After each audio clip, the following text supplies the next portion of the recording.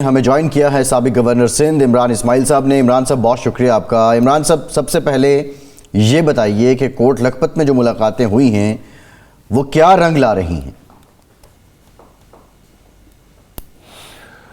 बिस्मिल्लाहिर्रहमानिर्रहीम। इस बार हमारी मुलाकात नहीं हुई कोट लखपत में। अगर पिछले हफ्ते 10 दिन की आप बात करें तो अभी वी आर सीकिंग फ्रेश मुलाकातें।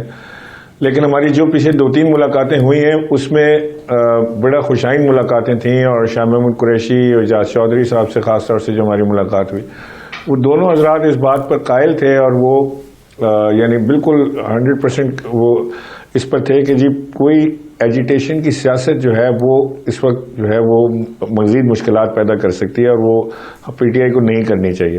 कन्फ्रंटेशन की सियासत से सिर्फ जमात को नुकसान पहुंचा है और पाकिस्तान की सियासत और पाकिस्तान को भी इससे नुकसान पहुंच रहा है। सब लोगों को नुकसान पहुंचा। वर्कर्स जेल में हैं, उनकी सुनवाई नहीं हो रही, कोई वहाँ उनको पूछ नहीं रहा। 2.5-3 साल से लीडरशिप जेल के अंदर है। खुद इमरान खान साहब, उनकी बेगम साहिबा सब जेल में है। सो कोई पॉलिटिकल गेन या कोई फायदा तो नहीं हुआ। पॉपुलैरिटी यस उनकी जरूर बढ़ी है, लेकिन पॉपुलैरिटी बढ़ने के साथ साथ जो अभी हमने इंतखाबात में देखा जिस तरह से नताइज को हैंडल किया गया उसका भी नुकसान तरीके इंसाफ ने ही उठाया।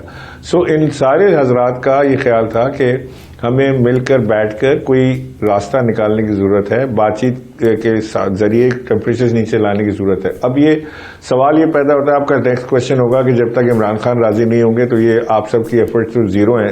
इमरान खान के अलावा तो कोई डिसीजन मेकर है ही नहीं पीटीआई के अंदर। सो इस वक्त सिचुएशन ये है कि पीटीआई की जो क़यादत है उनसे माजरत के साथ मैं ये कहना चाहता हूँ कि वो सियासी नाबालिग है। अच्छा, ना उन्हें सियासी तजुर्बा है, ना उन्होंने कोई काउंसिलर का इलेक्शन लड़ा है। उनके हवाले पाकिस्तान की सबसे बड़ी सियासी जमात कर दी गई, वो भी एक मुश्किल वक्त में, कोई आसान वक्त में नहीं, मुश्किल वक्त में उनके हवाले कर दी गई। वो फैसले लेने से, फैसला करने से, स्ट्रेटेजी बनाने से, कोई बेहतरी लाने से कासिर हैं। बहुत सारे इल्जाम लग रहे हैं एक दूसरे के ऊपर। पीटीआई के अंदर लोग एक दूसरे से लड़ाई कर रहे हैं, कोई पैसे का इल्जाम लगा रहा है, कोई मिली भगत का इल्जाम लगा रहा है। हर बात 1 मिनट के अंदर वहां से गद्दारी के जो है सर्टिफिकेट जारी हो जाते हैं। यानी शाह महमूद कुरैशी का अगर मैं आपको मिसाल दूं कि वो तकरीबन 87 या 82 मुकदमात उनके ऊपर हैं और 2 मुकदमों में उनकी बेल हुई और बाकी कायम है। तो पीटीआई का जो सोशल मीडिया का ट्रोल है, जिसके पास किसी की इज्जतें महफूज नहीं रहती, उन्होंने शाह महमूद कुरैशी को गद्दार डिक्लेयर कर दिया था अपनी तरफ से कि जी इनकी सेटिंग हो गई है, ये गद्दार है, ये -1 करने के चक्कर में। अरे भाई, यानी एक आदमी अगर जेल काट रहा है, 2.5 साल उसको हो गए हैं, 2 मुकदमा में वो बरी हुआ है, अपना केस भी ना लड़े कि अगर मैं जीत जाऊंगा तो इसका मतलब है कि मैं गद्दार कहलाऊंगा। कोई अकल और फहम की सोचने की बात है और पीटीआई का। इमरान साहब ये फरमाएं कि ये जो लीडरशिप है, आपका इशारा ज़ाहिर है गौहर अली खान है, सलमान अकरम राजा साहब है, जिनके पास ओहदे हैं, वो सियासी तौर पर नाबालिग हैं, नातजुर्बाकार हैं और वो सियासी स्ट्रेटजी बनाने की पोजीशन में नहीं है। क्या शाह महमूद कुरैशी साहब, एजाज चौधरी साहब, यास्मीन राशिद साहबा इस बात के हक़ में हैं कि अगर कोई सियासी मुज़ाकरात का रास्ता खुलता है तो वो पीटीआई को लीड करने के लिए तैयार हैं, और अगर रुकावट इमरान खान साहब की तरफ से आती है तो वो उस रुकावट की परवाह नहीं करेंगे और मुज़ाकरात को तरजीह देंगे? नहीं, ये तो आपने बड़ा गंभीर सवाल कर दिया। मुझे समझ नहीं आ रही कि मैं इसमें क्या जवाब दूं। इसका एक बड़ा क्लियर से जवाब है जी, मैं दे रहा हूं जी। इसका बड़ा क्लियर से, अगर इस सवाल के हम 2-3 टुकड़े कर लें। नंबर 1, क्या वो ये चाहते हैं कि मुफाहमत हो? यस, वो बिल्कुल चाहते हैं मुफाहमत हो। क्या वो कन्फ्रंटेशन की सियासत से थक गए हैं या उसके खिलाफ हैं? यस, वो थक भी गए हैं, उसके खिलाफ भी हैं, क्योंकि उन्होंने बड़ी मारे खाई है, सफर किया है और उसका नतीजा जो है वो सिफर ही रहा है, कोई बेहतर नतीजा नहीं निकला। क्या इमरान खान अगर मना करेंगे तो वो आगे आएंगे? आई डोंट नो, और मेरा नहीं ख्याल कि ऐसा कुछ भी होगा, ना ही ऐसी कोई गुफ्तगू हमारी उनके साथ हुई कि इमरान, उनका काम है कि वो बाहर जाके, जब बाहर निकले तो वो बाहर जाके इमरान खान को वो बताएं जो वो सोचते हैं बिला खौफ व खतर। वो ये जो ये लोग अब जाते हैं, इनकी तरह नहीं कि वो इमरान खान को वो सुनाए कि जो सुनना चाहते हैं, ये इमरान खान को वो सुनाए जो शायद इमरान खान नहीं सुनना चाहते या इमरान खान को नहीं मालूम। ये जाके कन्विंस करने की कोशिश करें। देखें, लीडरशिप तो इमरान खान की है। अगर इमरान खान को आप माइनस कर दें पीटीआई से और ये सारे के सारे लीडर्स इकट्ठे मिल जाएं तो ये तब भी जीरो रहेंगे। वजन तो इमरान खान का, पार्टी पीटीआई एज इटसेल्फ आज कुछ भी नहीं है, जीरो है बगैर इमरान खान के। सो इन्होंने इमरान खान को कायल करना है। हम इमरान खान को कायल किया करते थे, हमारी उनसे बहस मुबाहिसा होता था, तेजम ताजी होती थी, हम जिरा करते थे उनके साथ। ये वो लोग हैं जो कर सकते हैं, ये बैठ के जाके इमरान खान को दलाइल के साथ, अकल के साथ, फहम के साथ राजी कर सकते हैं इन चीजों के ऊपर। इमरान खान भी कोई दुश्मन तो नहीं है ना, वो भी समझेंगे, अकल की बात उनको भी समझ आती है, रोटी वो भी खाते हैं। सो लिहाजा ये इनका काम है, बाकी ये काम नहीं है इनका कि इमरान खान को माइनस करके खुद एजाज चौधरी साहब चेयरमैन बन जाए। एक और फायदा होता है कि क्या हुकूमत आपके नुक्ता नज़र से या आपके ख्याल में हुकूमत तैयार है कि कोई मुफाहमत होनी चाहिए, और क्या वो फैसिलिटेट करने के लिए तैयार है कि ये लीडरशिप रिहा हो और इमरान खान को कायल करने की कोशिश करे, या हुकूमत की भी ख्वाहिश यही है कि ये मुफाहमत का रास्ता कभी खुले ही नहीं, मुज़ाकरात की मेज़ पर कोई बैठे ही नहीं? देखिए अपेरेंटली तो मुझे ये लगता था कि जी हुकूमत का तो बड़ा फायदा है इसके अंदर, बल्कि लगता है अभी भी लोगों को समझ ऐसी आती। हुकूमत का तो फायदा जब तक इमरान खान एस्टेब्लिशमेंट की जंग जारी है तो इनकी अपनी गुड्डी चढ़ी रहेगी, ये क्यों मुफाहमत करेंगे।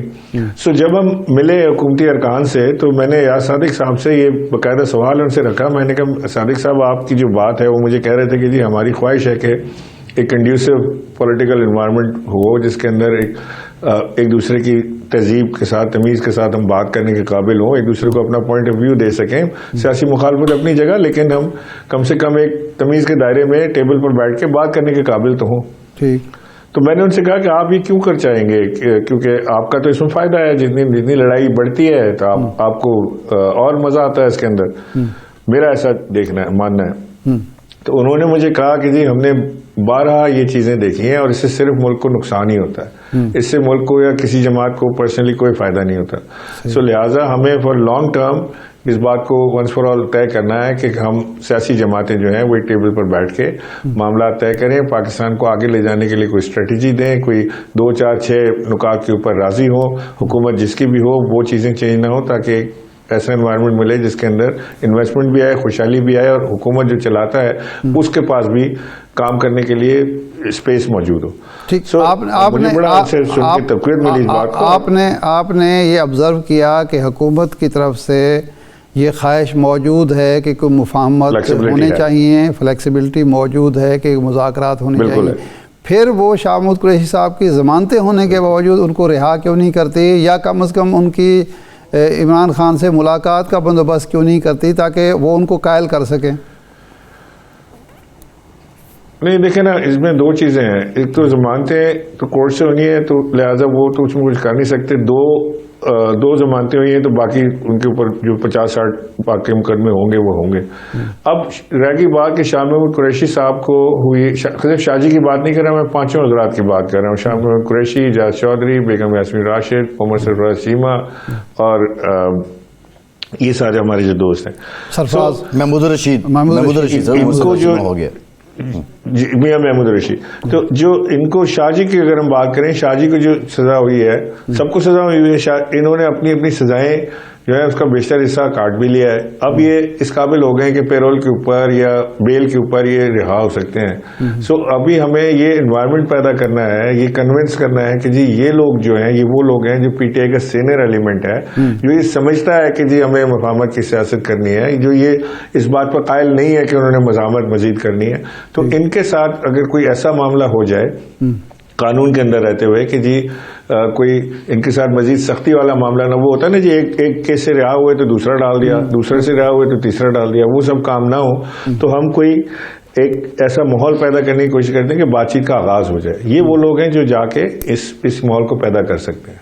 अच्छा माजी में हम ये देखते रहे हैं, भुट्टो साहब के दौर में भी देखा है, अयूब खान के दौर में भी देखा है, बाद में भी देखा है कि जब हुकूमत तैयार थी किसी सियासतदान से या सियासी जमात से मुज़ाकरात के लिए, तो वो एतमाद साजी करती थी और उस सियासतदान को थोड़ा सा रिलीफ देती थी जिसके साथ मुज़ाकरात मतलूब होते थे।